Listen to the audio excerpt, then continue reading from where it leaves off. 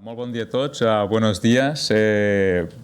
Bienvenidos al segundo día del Congreso. Vamos a empezar rápido porque tenemos muchos contenidos muy interesantes el día de hoy. Y para mí hoy es un placer presentar a Ricardo Báez Yates, que nos hará el keynote speech de esta mañana. Él es doctor en Computer Science de la Universidad de Waterloo, en Canadá, además de poseer una ingeniería y 2 másters por la Universidad de Chile. Desde el 2006 hasta el 2014 fue vicepresidente de investigación para Europa y Latinoamérica de Yahoo Labs, dirigiendo los laboratorios de Barcelona y Santiago de Chile, asumiendo desde entonces la vicepresidencia de investigación a nivel mundial del grupo. Sus áreas de investigación son las tecnologías de búsqueda y minería de datos en la web y es coautor del famoso libro Modern Information Retrieval, con la primera edición en el 99 y la segunda en 2011, la cual obtuvo el premio al mejor libro del año por la Asociación Estadounidense de Sistemas de Información ASIST, además de cientos de publicaciones en los mejores journals y congresos. Es ACM Fellow desde el 2009 y IEEE Fellow desde el 2011 y además de todo esto, pues es un referente mundial para todos los que intentamos extraer información a partir de los datos. Entonces es un honor, un placer tenerte hoy con nosotros. Gracias. Muchas gracias, Marc.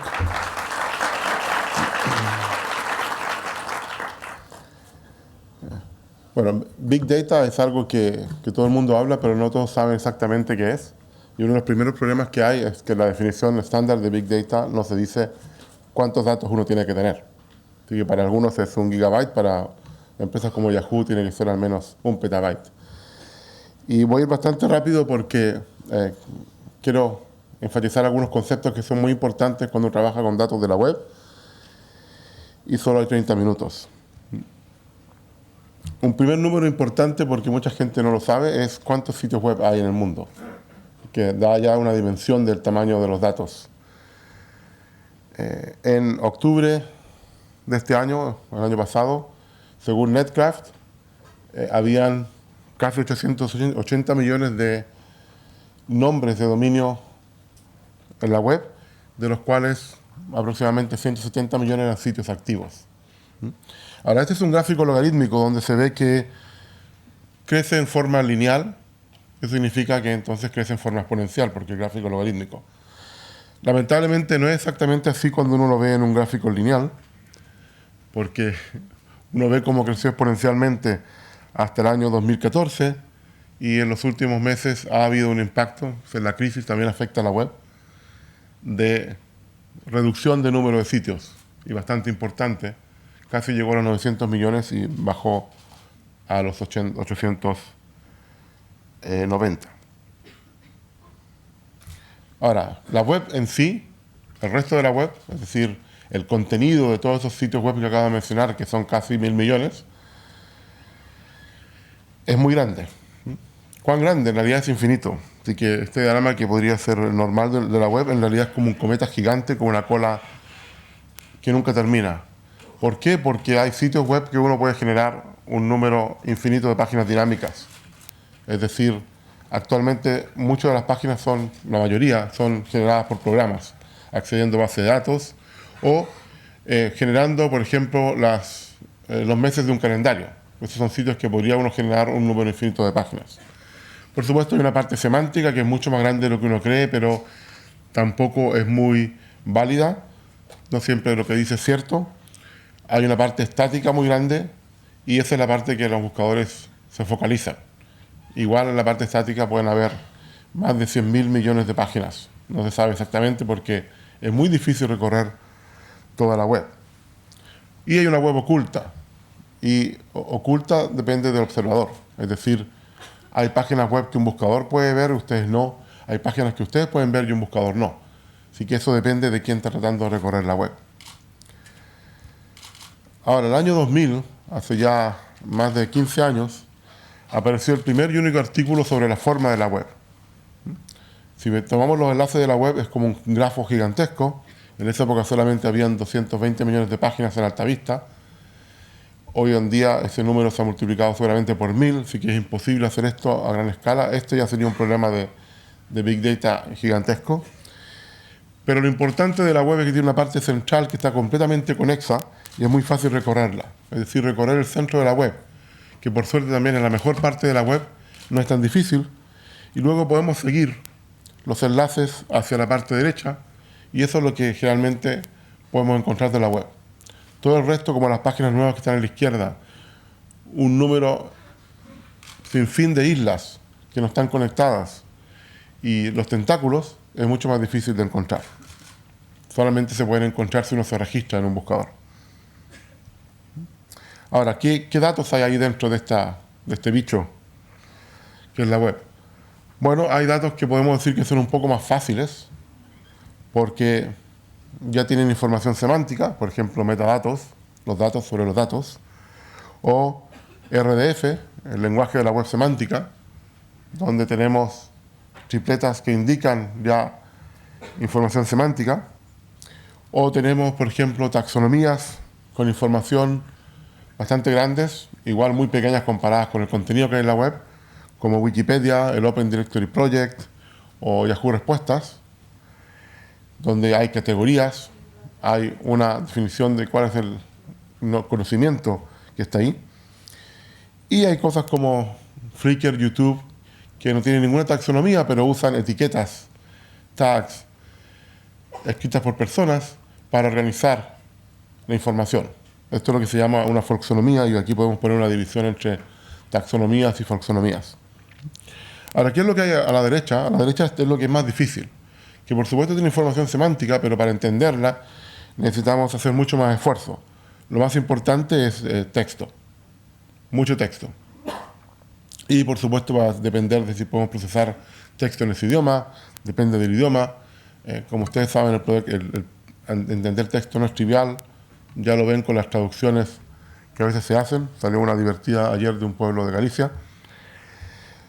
Está la información de todo el texto ancla y los enlaces que hay en la web, es decir, la estructura de hipertexto que hay en la web. Eso también es muy importante porque el texto que está en el meta tag anchor, el ancla, es una primera aproximación al texto, al contenido del enlace. Por ejemplo, si aquí dice Big Data Congress y apunta al sitio de este evento, entonces podemos suponer que en la mayor parte de los casos lo que dice ahí es algo relacionado con el evento. Así que por favor, cuando diseñen páginas web no pongan el típico enlace que dice ahora pinche aquí, porque aquí está en todas partes, así que no sirve de nada el aquí. Y por supuesto lo más importante tal vez son todos los registros de navegación y de consulta en la web. Es decir, y aquí estoy haciendo trampa, lo que hace la gente en la web. También lo coloco como parte del texto de los datos que aparecen en la web. En particular porque son los datos más grandes. Esto es solamente un día, porque no sé si se han dado cuenta, pero el tamaño del font depende del orden de magnitud de los datos. Así que cada punto del font es 10 veces más datos, aproximadamente. Bueno, aquí tenemos varios problemas. El primero, y vamos a hablar un poco de eso en unos minutos, es que hay registros que son privados. No solamente por temas de que pertenecen a la empresa que tiene el servicio, sino también por temas legales de privacidad de datos personales. Y esto incluso si son anónimos. Y eso es algo que quiero profundizar en unos minutos. El siguiente problema es el tamaño, es la escala. No todas las empresas pueden recorrer toda la web, por ejemplo, indexarla, construir un buscador. Aunque ese no es el problema principal para un buscador nuevo. El problema principal para un buscador nuevo es tener registros de consultas. Porque la mayor señal hoy en día de que algo sirve son los clics de las personas. Y si uno es un buscador nuevo, no hay clics. Y si no hay clics, no hay un buen orden. Y en la mayor parte de los ejemplos me voy a concentrar en lo que se llama User Generated Content, o lo que se llama social media. Es decir, todo el contenido que aportan ustedes a la web. Y por supuesto aquí el problema principal es la calidad. ¿Cuán buenos son estos datos? Y quiero comenzar con esa pregunta. Supongamos que pudiéramos hacer este gráfico no se ha hecho, ya es un problema en sí mismo, pero supongamos que tuviéramos un gráfico con el eje Y como la cantidad de datos y el eje X como la calidad de los datos. Y supongamos que todas las empresas que proveen información, que su negocio es proveer información, por ejemplo, medios de comunicación, educación, gobierno. Cuando digo negocio es cuando tienen que vivir de la información, no necesariamente que hagan dinero con la información. Esa es la curva que está ahí en la pantalla. No hay mucha información, pero es de bastante buena calidad. Ahora, no tengo que ser adivino para saber que toda la información que pone la gente en la web no tiene la misma calidad. O sea, basta con irse a Twitter o a Facebook para ver cosas que no son tan buenas. Pero, por supuesto, es una cantidad mucho mayor. Así que tiene menos calidad, pero mayor cantidad. Y también, no es muy difícil suponer que para la misma calidad de información de las empresas que viven de la información, podemos encontrar más información de esa calidad que viene de la web. ¿Por qué? Porque también hay cosas muy buenas. En la diversidad tenemos todo, lo malo y lo bueno. Y muy posiblemente estoy siendo pesimista, y hay muchos más. ¿Por qué? Porque aquí hay millones de personas realizando este proceso, y aquí hay 3.000 millones de personas realizando este proceso. Así que es un asunto de grandes números de leyes estadísticas. Y el problema entonces es cómo encontrar esta cola alargada que está a la derecha, de muy buena calidad de datos que proviene de la gente. Y ese va a ser como un tema central de la presentación. ¿Alguien recuerda esta página?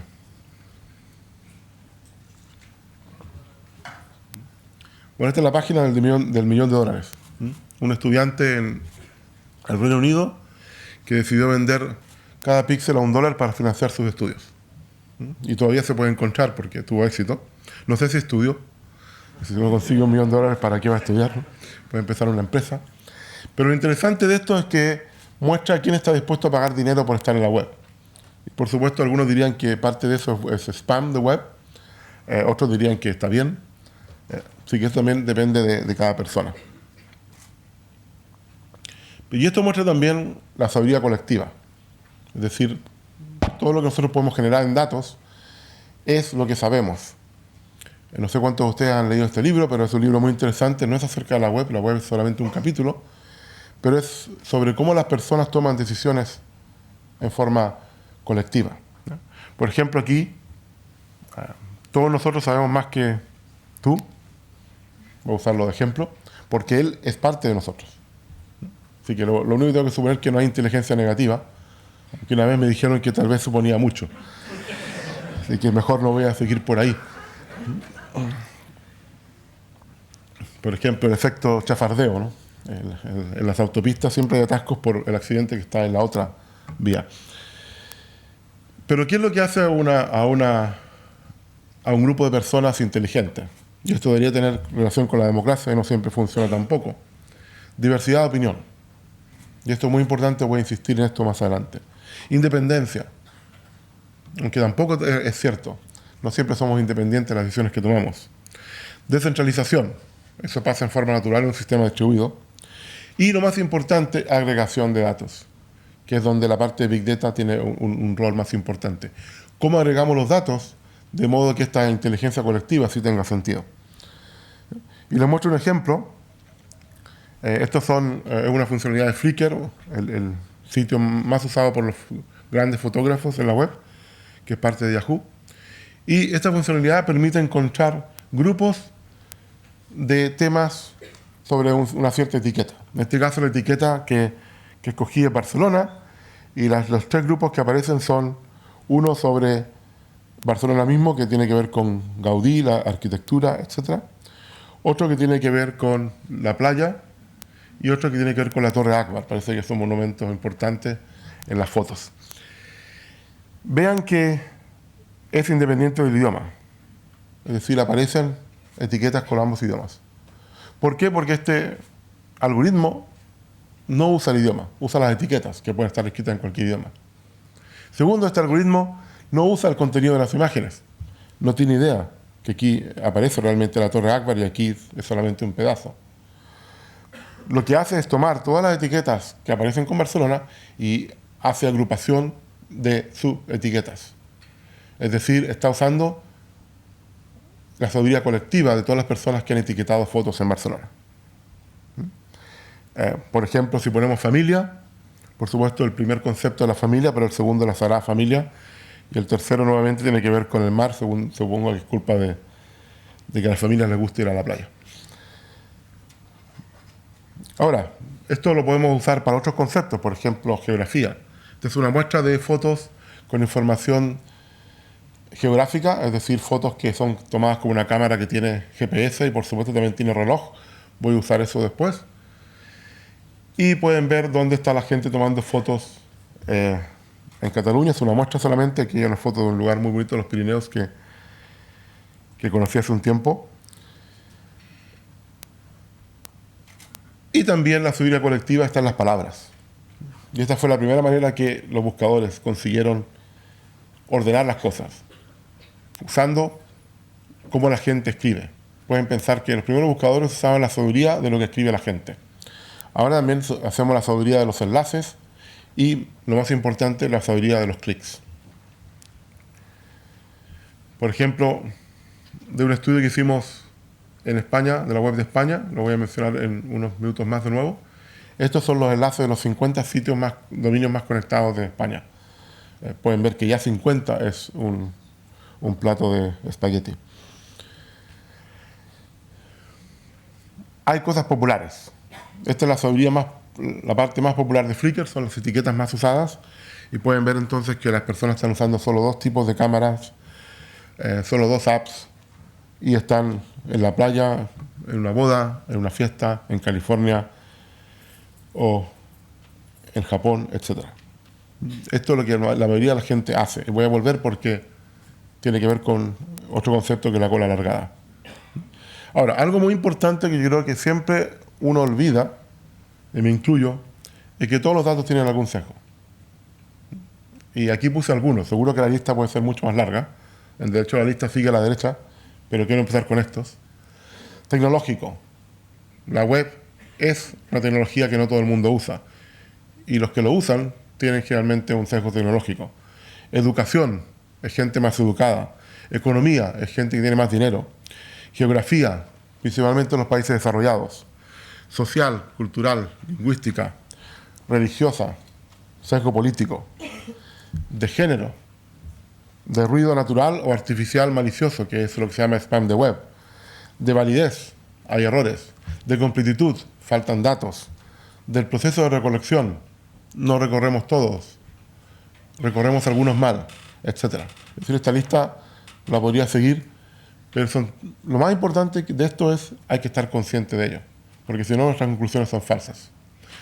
En un estudio muy interesante que hicieron con analistas, le entregaron los mismos datos del mismo problema a 20 grupos de analistas y llegaron a conclusiones distintas. Creo que 12 llegaron a una conclusión positiva de lo que estaban preguntando y 8 dijeron que no lo podían demostrar. Y como saben, con datos y estadísticas se puede hacer lo que uno quiera. Solo depende de qué datos uno escoge. Les muestro algunos ejemplos. Sesgo económico de la web. Y esto es del estudio también que hicimos de la web de España, que todavía hoy es el estudio más completo de una web, junto con Carlos Castillo y Víctor López. Es algo que uno no debe hacer, comparar manzanas con naranjas. El eje Y son exportaciones de España en miles de dólares en el año 2005 y el eje X son enlaces de España a otros países, a dominios que tienen ese país. Pueden ver que la correlación es muy alta, es 0.8, es decir, una correlación muy alta entre intercambio económico y los enlaces. Y todos estos casos extraños, lo que en inglés se llama outliers, en realidad son países que no usan sus dominios. Por ejemplo, TK, FM, que se usa para radio, pero que es un país también, TO, VU. Normalmente les preguntaría dónde están estos países, porque la gente no sabe, pero no tenemos tiempo. Así que tarea para la casa. Sesgo de género. Estas son biografías de mujeres en Wikipedia. Esta es parte de la tesis de uno de mis estudiantes, Eduardo Graels, que terminó este año. Y pueden ver cómo está mejorando. Es decir, hay por supuesto un sesgo histórico. Y actualmente el 24% de las biografías son de mujeres en Wikipedia. todavía no llega al 50%, pero también hay otros sesgos que están escondidos en los datos. Por ejemplo, la mayor parte de los editores de Wikipedia son hombres, así que necesitamos más mujeres que escriban en Wikipedia. Sesgo geográfico. Y esto es sobre noticias en Chile. También parte de la tesis de Eduardo Graves. Lo que ven, en primer lugar, son noticias de la región metropolitana, donde está Santiago, la capital, y por supuesto, ya ocupan un tercio de todas las noticias. ¿Y qué es lo que pasa? Que si uno vive en la capital, y lo que pasa en muchos países, uno ve solo noticias de la capital, no ve de qué pasa el resto. Y viceversa, los que viven fuera, donde hay pocas noticias, por ejemplo, esto es la primera región, la región de más al norte, ven mucho más las noticias de la capital que las noticias que a ellos les interesan, porque esas son la mayor parte de las noticias.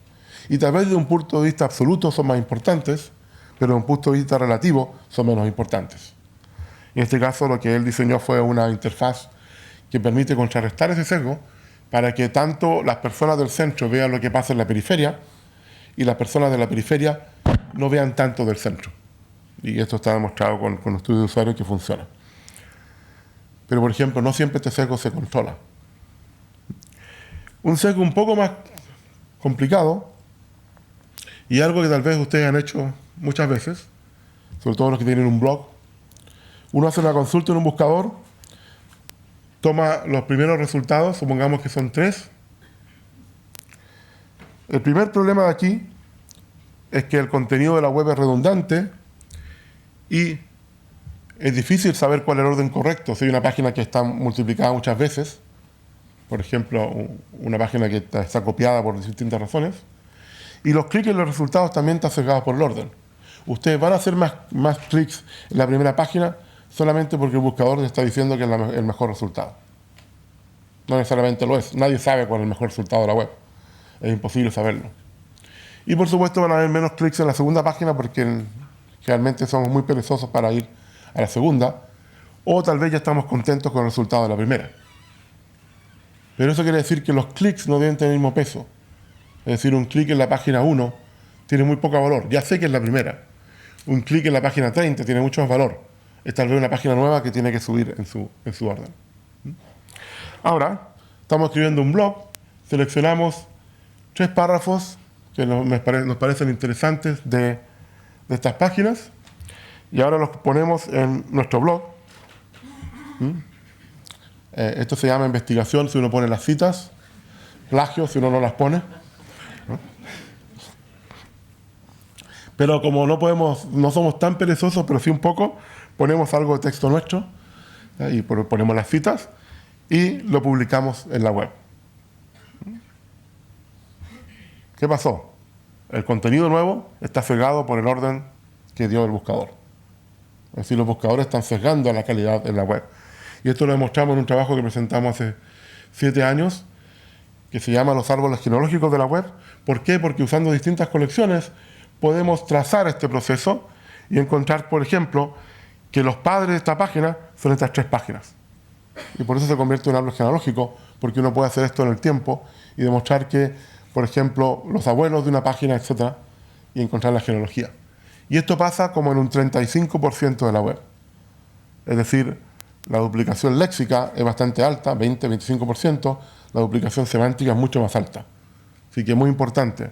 Sesgo de redundancia, sesgo de confianza, que es el que da el orden del buscador. O podemos generar sesgos inesperados. Por ejemplo, esto es algo que ustedes no van a ver en Flickr, pero se podría hacer, sin problemas, con el aprendizaje automático. Subimos una foto, en este caso una foto de Londres, escribimos 2 etiquetas, el London Eye y el Támesis, y luego el algoritmo genera, usando filtrado colaborativo, por ejemplo, todas las etiquetas que pueden ser relacionadas con esto, y aquí escojo las que me parecen correctas y agrego todas estas etiquetas. ¿Cuál es el problema? Bueno, el problema tiene que ver con la ley del mínimo esfuerzo, que lo voy a mencionar de nuevo porque eso es la ley de Zipf y tiene que ver con la cola alargada, que después de unos meses la mayoría de las etiquetas serían generadas por el algoritmo. no por las personas. Así que el primer problema ya no es la folsonomía, sino que es algo que es completamente híbrido, que es parte de las personas y parte del algoritmo. Pero lo que es peor, la parte colectiva se va perdiendo, porque ahora el algoritmo tiene menos información de la parte colectiva al aprender qué recomendaciones tiene que dar. Así que al final el algoritmo se hace un harakiri, se mata a sí mismo. Así que, por favor, si tienen una folsonomía, no pongan ninguna máquina entre la folsonomía y las personas, porque entonces no es una folsonomía. Y entonces llegamos a la cola de la sabiduría. Y esto es muy importante porque en esta cola alargada está la diversidad, la calidad y la cobertura. Es una cola que no solamente es alargada, sino también es pesada. Es decir, el porcentaje de datos que hay ahí es muy alto. Por ejemplo, en un buscador, la mitad de las consultas son únicas. Una sola persona las hizo. Ahora, lo más increíble es que solamente el 5% de las palabras son únicas. Es decir, toda la gente está preguntando lo mismo con distintas palabras. Eso muestra la diversidad de cómo las personas piensan para pasar de lo que tienen en la mente a lo que quieren consultar. Esto significa, por ejemplo, que si vamos a los Pirineos y vamos a un lugar pequeño, ¿alguien sabe dónde está esto? Tengo una foto igual a esta. Bueno, tarea. Igual encontramos 900 fotos. Sobre Cataluña habían millones, sobre Barcelona también. Barcelona es lo más popular en Cataluña, pero incluso en lugares remotos como Taúl podemos encontrar esto. Disculpen, todavía no he aprendido a hacer la doble L correctamente. Pues, pasemos al siguiente tema, privacidad. Esto ocurrió en el 2006 y fue el primer evento importante de datos anónimos y privacidad. América Online decidió publicar un registro de consultas anónimo, es decir, cada persona era un número entero aleatorio. Pero ¿qué pasó? No solamente investigadores bajaron estos datos, sino también un periodista del New York Times que, cruzando estos datos con otros en base a preguntas específicas que tenían que ver con salud y con cosas que quería comprar en el distrito postal donde ella vivía, determinaron que lo más probable es que estas consultas eran de esta señora. Fueron a su casa, le preguntaron, ¿son estas sus consultas? Ella increíblemente dijo que sí, siempre uno puede negar la evidencia al comienzo. Y le preguntaron si quería tener una foto para el New York Times. Ella dijo, claro, nunca he estado en el New York Times. Apareció en la primera página.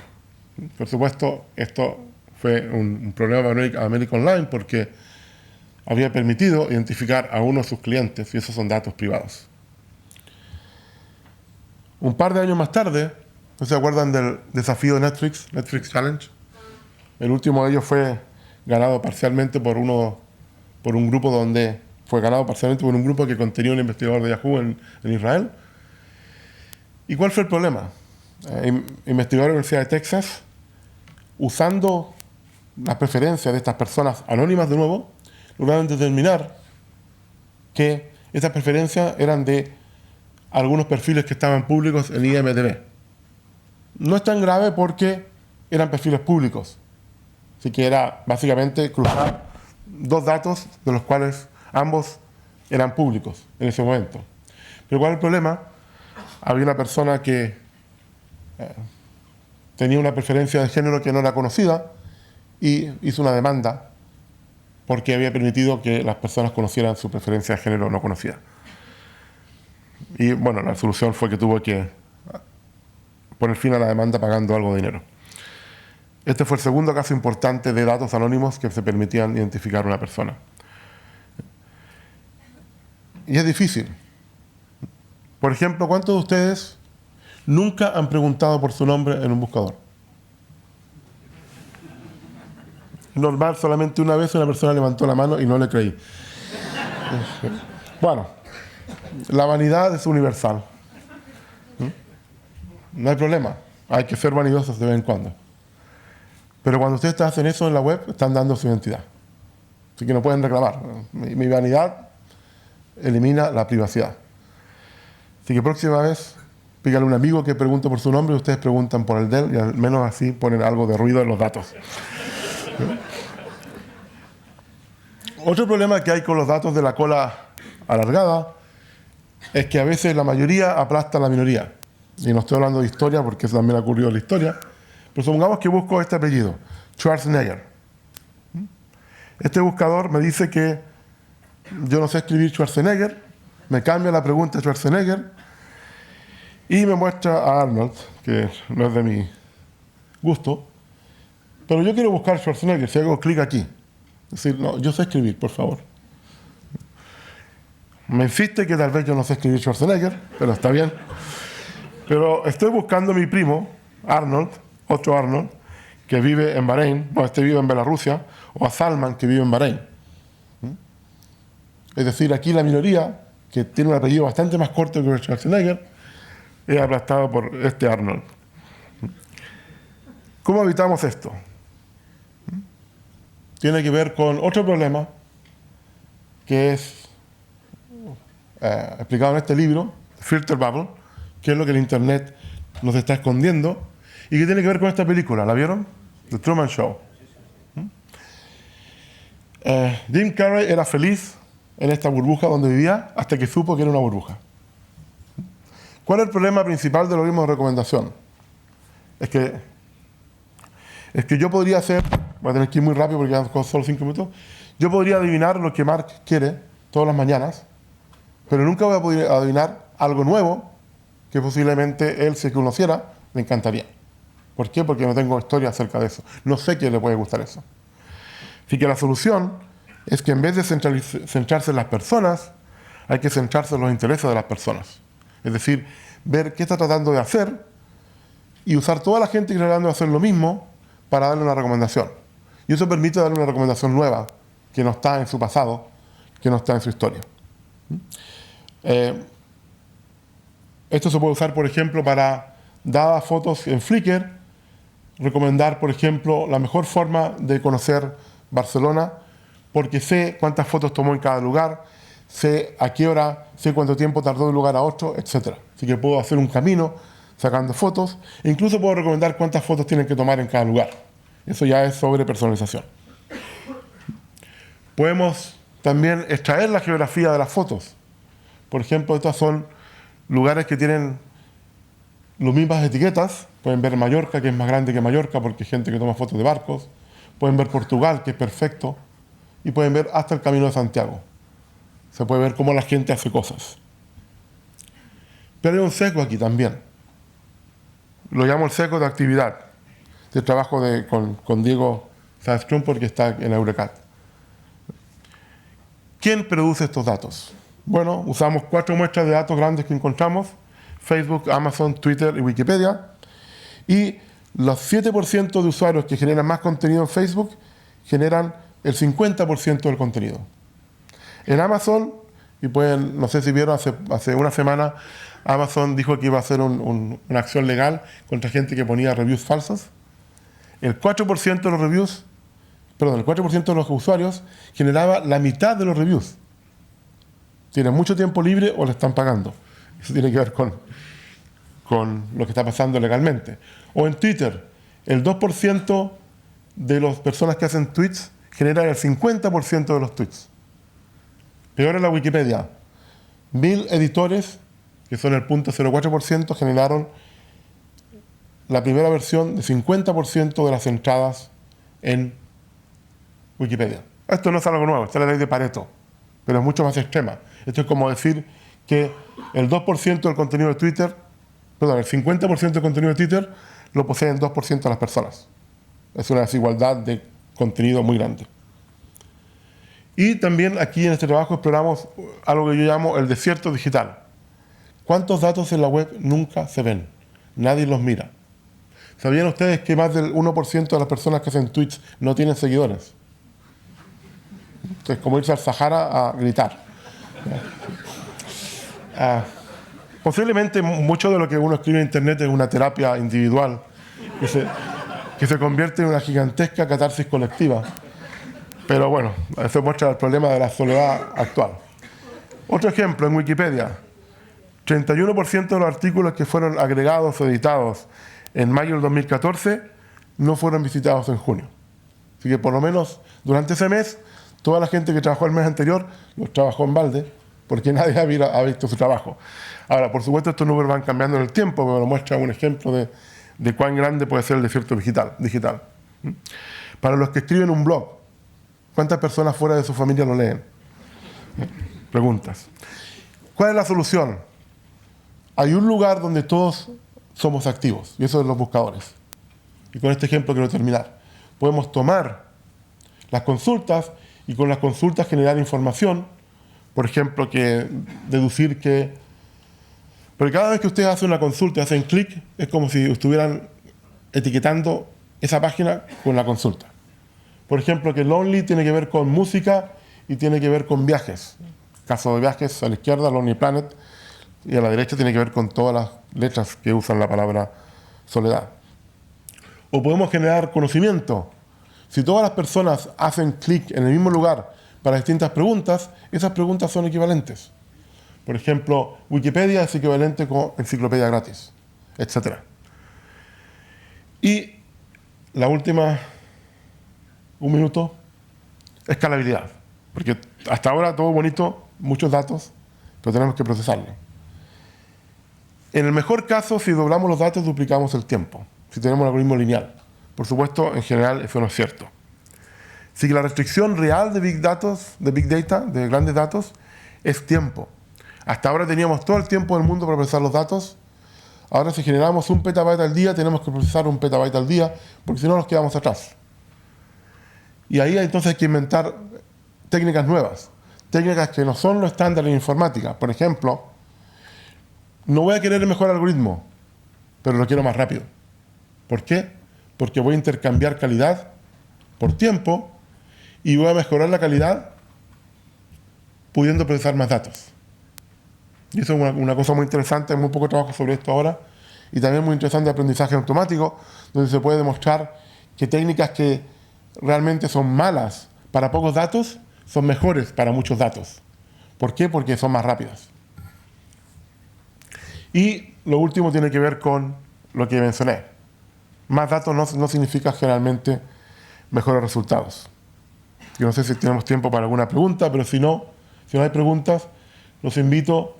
El próximo año estamos organizando en conjunto con Eurecat uno de los 2 congresos más importantes de minería de datos en Barcelona. Así que ya están invitados para esa ocasión. Gracias.